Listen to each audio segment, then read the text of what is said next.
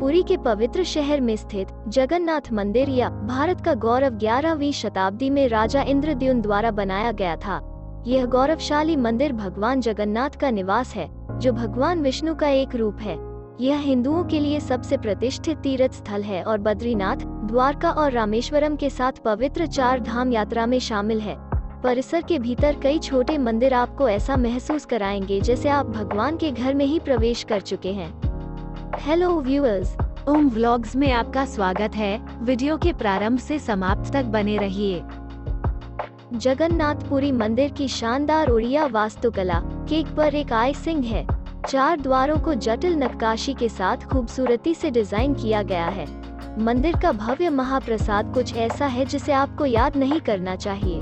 भारत की सबसे बड़ी रसोई में से एक में हर दिन हजारों लोगों के लिए मिट्टी के बर्तनों में स्वादिष्ट भोजन पकाया जाता है और भक्तों को चढ़ाया जाता है। शहर के जीवंत धार्मिक त्योहार बड़ी संख्या में पर्यटकों को आकर्षित करते हैं। उनमें से सबसे प्रतीक्षित रथ यात्रा है, जिसे बड़े उत्साह के साथ मनाया जाता है। तीर्थयात्रियों का रंग बिरंगा माहौल, दिलचस्प अनुष्ठान, उत्साह और जोश देखने लायक है। जगन्नाथपुरी मंदिर का इतिहास एक आकर्षक कहानी से जुड़ा है। भगवान जगन्नाथ की एक जंगल में गुप्त रूप से भगवान नीला माधवा के रूप में विश्ववासु नामक राजा द्वारा पूजा की गई थी। राजा इंद्रद्युम्न देवता के बारे में अधिक जानने के लिए उत्सुक थे और इसलिए उन्होंने एक ब्राह्मण पुजारी विद्यापति को विश्ववासु के पास भेजा। विद्यापति की उस जगह को खोजने की सारी कोशिशें बेकार गईं, लेकिन उन्हें विश्ववासु की बेटी ललिता से प्यार हो गया और उन्होंने उससे शादी कर ली। फिर विद्यापति के अनुरोध पर विश्ववासु अपने दामाद को आंखों पर पट्टी बांधकर उस गुफा में ले गए, जहां उन्होंने भगवान जगन्नाथ की पूजा की। होशियार विद्यापति ने रास्ते में राई जमीन पर गिरा दी। इसके बाद राजा इंद्रद्युम्न देवता के पास उड़ीसा गए। हालांकि मूर्ति वहां नहीं थी। हालांकि वे निराश थे, उन्होंने भगवान जगन्नाथ की मूर्ति को देखने की ठानी। अचानक एक आवाज ने उन्हें निर्जला पर एक मंदिर बनाने के लिए कहा। बाद में राजा ने अपने आदमियों को विष्णु के लिए एक सुंदर मंदिर बनाने का आदेश दिया। बाद में राजा ने ब्रह्मा को मंदिर को पवित्र करने के लिए आमंत्रित किया। हालांकि ब्रह्मा ध्यान में थे, जो 9 साल तक चला। तब तक मंदिर रेत के नीचे दब गया।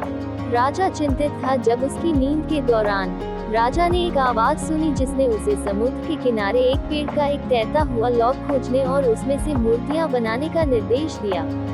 तदनुसार राजा ने फिर से एक भव्य मंदिर बनवाया और भगवान जगन्नाथ, बलभद्र और सुभद्रा की छवियों को दिव्य वृक्ष की लकड़ी से बना दिया।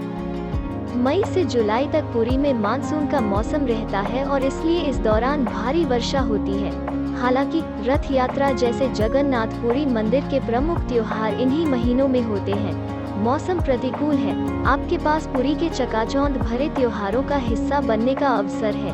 कीमतें अधिक हो सकती हैं क्योंकि इस बार भक्तों की अधिकता होती है।